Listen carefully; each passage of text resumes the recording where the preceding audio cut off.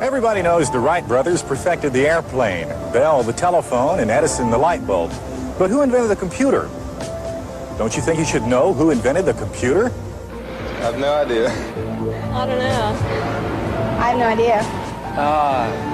Was it Mr. Compute? I don't know. I really don't. He was a wizard even as a child. In the backwoods of Florida, encouraged by his mother, he studied physics, chemistry, and astronomy. The name John Vincent Atanasoff may not ring a bell with you, but it should. He invented the computer. I decided that if I was ever going to have a computer, I would have to build it myself. We'll learn his fascinating tale in a special two-part story tonight.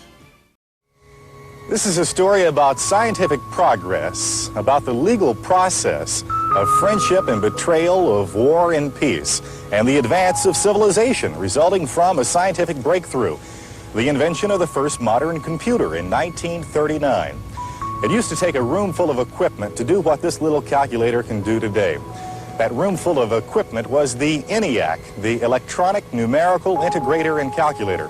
Part of it is now in the Smithsonian as the world's first modern computer. It shouldn't be there. The ENIAC weighed 30 tons. It used 18,000 vacuum tubes, and when it was turned on, the lights in West Philadelphia would dim because so much power was being used.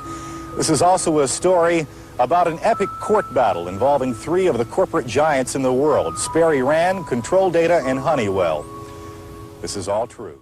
You hear that ominous music. He walks up, a nice suit, monotone voice. Who does he think he is, Rod Sterling? Anyways, let's check out this piece from 1985 about who actually invented the computer, the lawsuit, the pissing contest, and the roadside diner that are part of the story that leads to the very invention of what you are using to watch this video on. Let's check it out.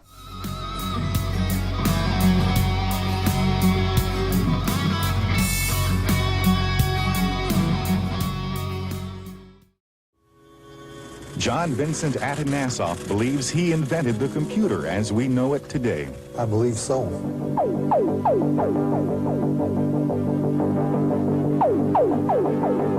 The computer has redefined man. It has helped extend the boundaries of what can be known. Because of the computer, it is indeed a brave new world. Perhaps we're more than a little afraid of its almost godlike power. Why else would a computer manufacturer take pains to assure us that 1984 wasn't going to be like 1984?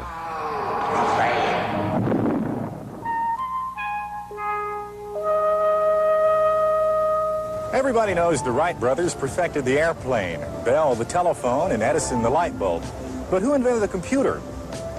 Don't you think you should know who invented the computer? I have no idea. I don't know. I have no idea. Was it Mr. Compute? I don't know. I really don't. He was a wizard even as a child. In the backwoods of Florida, encouraged by his mother, he studied physics, chemistry, and astronomy. His bachelor's degree was in electrical engineering, his master's in mathematics, and in the summer of 1930, he was awarded his doctorate in theoretical physics. Though they never met, Atanasoff and Einstein would have had much in common to talk about. By the mid-1930s, he'd been teaching mathematics at Iowa State College for half a dozen years.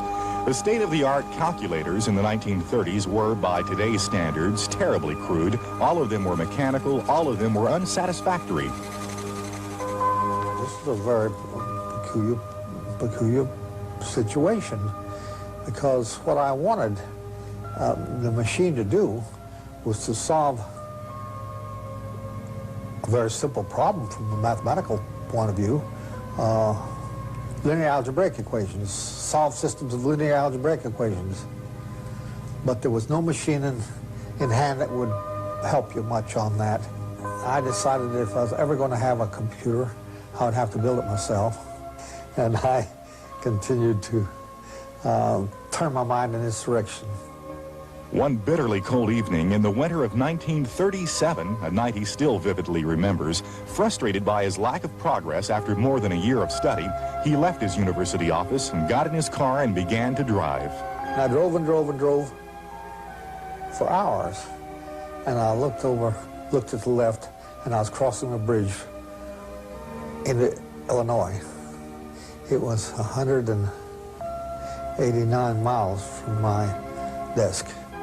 But something was beginning to take shape in his mind. He stopped at a roadhouse and went in and sat down.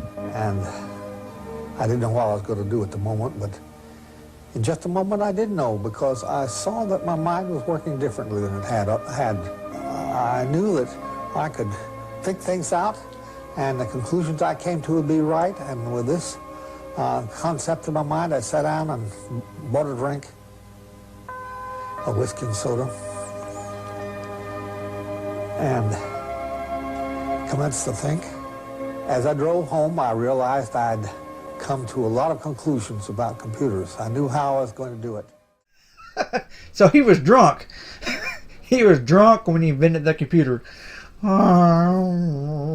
going to invent something here.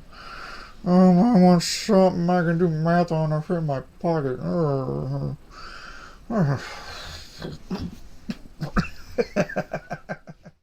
I should say this, really. I had a number of concepts in my mind, and years later I realized I had 4 concepts in my mind which persist in every computer today. The first one was that it would be an electrical system. Second, it would be a digital system. It couldn't be an analog system, it had to be a digital system. 3, it would carry its memory by means of condensers. And I decided that the computer would not do would do its calculation by means of logic and not by numeration. And we find that in every computer today. And we find every one of these in every computer today. That's the amazing thing, yes. But first he had to build it. He had his knowledge, and he had vacuum tubes as the state-of-the-art in electronics. No one knew if vacuum tubes could be made to compute. Paul Ceruzzi is curator of aeronautical computers at the Smithsonian's Air and Space Museum. You have to understand that in 1939, radios had about 5 tubes, and he was talking about something with hundreds of tubes, and that was pretty ambitious, and a lot of people thought he was kind of crazy for saying that, but he turned out to be right after all. Well, I wasn't sure I wasn't wasting my time myself, but I'm glad it didn't turn out that way. Late in 1940, Atanasoff drove from Iowa to a scientific meeting in Philadelphia. There he met a colleague named John Mauchly. Mauchly would later betray Atanasoff. When our story continues in just a moment, we'll tell you how that happened and what the result of it was.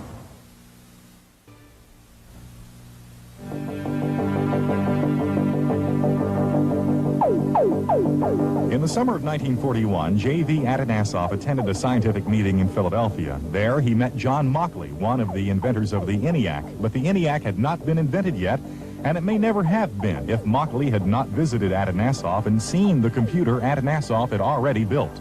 He was an interesting man to me. Very few people were interesting to me. They didn't know anything about it, didn't want to talk about it. And he was very interesting to me, and I had a good deal of confidence in him.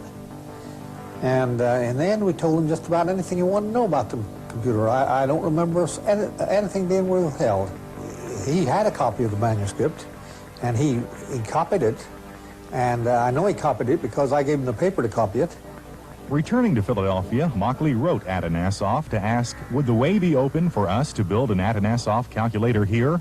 Atanasoff answered no. He didn't want anything revealed until the patent application he had filed was granted.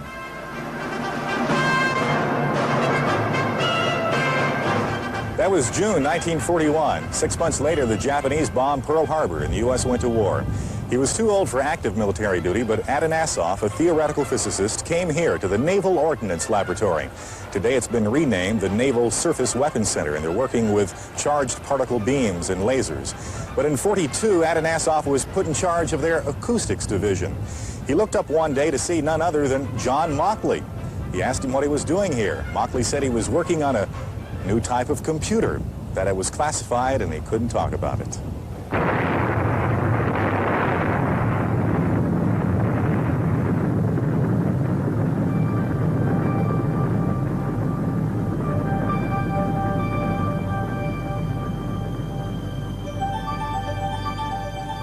Following the war in 1946, the U.S. began conducting what turned out to be a series of 23 atomic bomb tests at Bikini Atoll in the Pacific to learn more about this awesome new weapon we possessed.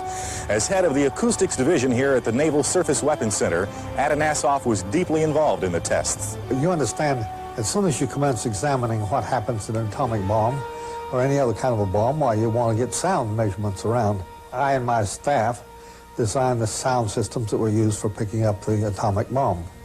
For that and other work for the Navy, Atanasoff was given the Navy's Distinguished Service Award, the highest honor given a civilian. Meanwhile, in 1946, the ENIAC was unveiled and hailed as the new wonder of the world. It calculated at the unprecedented speed of 100,000 pulses per second. Its inventors, John Mauchly and J. Presber Eckert. Mauchly, remember, was the man to whom Atanasoff had revealed the secrets of his computer. A good deal of the heart and soul of it was mine. I won't say all the heart and soul, but a good deal of the heart and soul of it was mine. But Atanasoff didn't know that until 18 years later, when in 1964 he was visited by an attorney for a computer manufacturer that was worried it would have to pay royalties to the owner of the ENIAC patent. The Sperry Rand Corporation had bought the patent from Mauchly and Eckert. And the man came in and he says, if you will help us, while we'll destroy the Mauchly and Eckert patents because they were derived from you. This is the first time I'd heard that their patents were derived from me. Atanasoff began searching through his records. He found a solid cubic foot of documentation of his claim. So he had another inspiration. He told the attorneys of his plan to no longer serve as a consultant, but to enter the lawsuit on his own behalf. You know, they were dumbfounded. At first they didn't believe it. But then when I told them, they saw it had dynamite in it. As it turned out, it did have dynamite in it. Now, there were two court cases involving the patent rights to the computer, one of them to be heard in Minneapolis, the other court case to be heard here, Federal District Court in Baltimore. While all sides were taking depositions, getting ready to do battle, Atanasoff and his wife were invited to visit Bulgaria as guests of the state. Atanasoff's grandfather is widely regarded in Bulgaria as a hero from the Revolution of 1876, which cost him his life. Atanasoff's fame preceded him. In front of the American ambassador, Atanasoff was given Bulgaria's highest scientific honor, the Order of Cyril and Methodius. People would come up to him in cafes and ask for his autograph. They knew who he was. And, of course, they followed us around with journalists and camera people. And they took us on a tour of the country, showed him his father's village, where he found people who remembered him, his father. Then it was back to America for the conclusion of the computer court case. 10 months after the trial began, 77 witnesses, 33,000 exhibits, and 20,000 pages of testimony, which, by the way, were stored on a computer, the judge reached a 350-page decision on October 19, 1973. I quote, Eckert and Mauchly did not themselves first invent the automatic electronic digital computer, but derived that subject matter from one John Vincent Atanasoff. Therefore, I find and conclude the ENIAC patent is invalid and unenforceable. They try to make up for the fact that they lost the trial by saying that the judge didn't know what he was doing, when the dumbest judge in the country couldn't have failed to give the same result.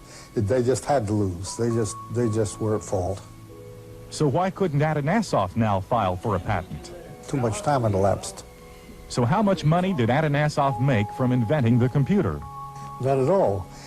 I was paid for going to court, but except for that, I didn't make any money at all. Incredibly, the man who invented the computer had never even bothered to look inside his personal computer. So I brought the teacher an apple.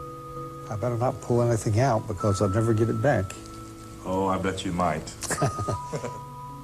Have you created a monster? Sometimes I wonder. The ENIAC is in the Smithsonian, and Sperry Rand continues to say that it's the first computer. Does this bug you? Yes, it bugs me a little. But it ain't so. It ain't so.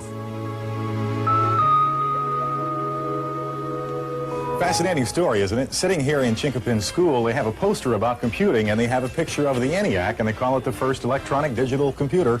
It ain't so. It ain't so. So the man who invented the computer, the very thing that you are watching this video on, and your phone technology basically came from this guy, and he did not make a single penny. I'm pretty sure he got paid to do this interview, $80. So he made $80 off of the trillions of dollars that he helped to generate. That's a fraction of a fraction of a fraction of a fraction of a fraction of a fraction of a fraction of a fraction of a fraction of a fraction of a penny of the technology that you use right now to watch this. A video game you played on your phone, guess what? Came from him. The majority of everything you do in life came from this guy here. He did everything but invent a hamburger. But he got the highest civilian medal from the military, so I guess that's a good thing. But man, America, ain't it great?